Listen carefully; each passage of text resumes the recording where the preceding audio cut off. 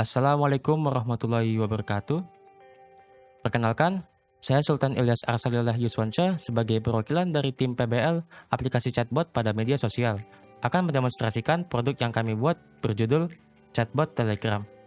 Bot ini sama seperti pada umumnya, akan tetapi chatbot yang kami kembangkan ini lebih mengarah ke dalam bidang pendidikan, yang dimana dapat menampilkan beberapa informasi seputar Politeknik Negeri Batam dengan cara menampilkan daftar nama file dan mengirimkan file dokumen tersebut, serta mampu menjawab beberapa pertanyaan dari user berdasarkan kata kunci. Selanjutnya, server yang kami gunakan itu ada dua, yaitu Node.js dan Visual Studio Code.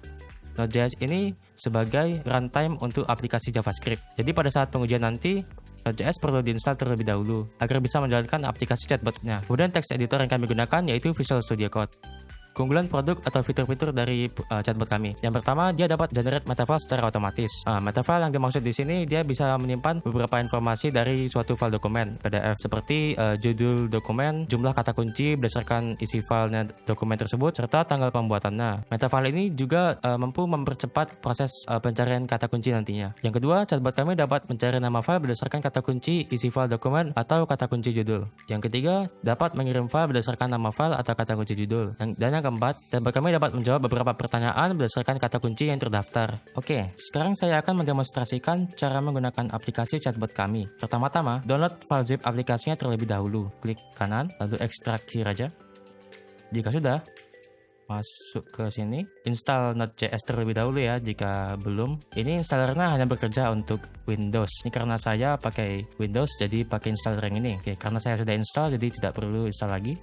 Sebelum mencoba chatbotnya, pastikan metafilenya sudah ada ya. Kalau kita lihat dari folder dokumennya, nih dokumen ini ada beberapa file dokumen PDF. Di sini ada 6 PDF, di sini ada 6 metafile. Berarti ini sudah di generate ya. Kalau misalkan belum, misalkan ini sih di delete ya. Kita perlu generate ulang dengan cara pergi ke sini. Lalu di sini ada file bernama generate-strip-meta.bat. Ini cuma bisa dijalankan oleh Windows. Ada cara lain, kalau misalkan untuk Mac atau Linux ada perintah Node.js, itu nanti dijalankan dari terminal. Kalau misalkan selain Windows ya, Windows juga bisa, tapi ini biar cepat aja, double klik ini. Oke, ini dia udah mulai generate ya. Dia berdasarkan ini command prompt, bisa dilihat prosesnya. Oke, ini masih 4.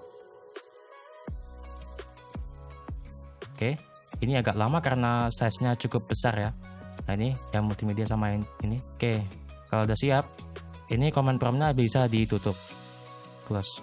Oke, karena semua metafile sudah ada, kita bisa lanjut ke chatbot Telegram-nya. Oke, cara menjalankan chatbot Telegram-nya itu sederhana. Cukup jalankan file ini, start.bat. Oke, double klik. Ini udah jalan sih aplikasinya, chatbotnya. Langsung ke Telegram aja ya. Chatbotnya itu namanya Polibatam Info. Oke, yang ini. Awalnya kita harus klik start ya.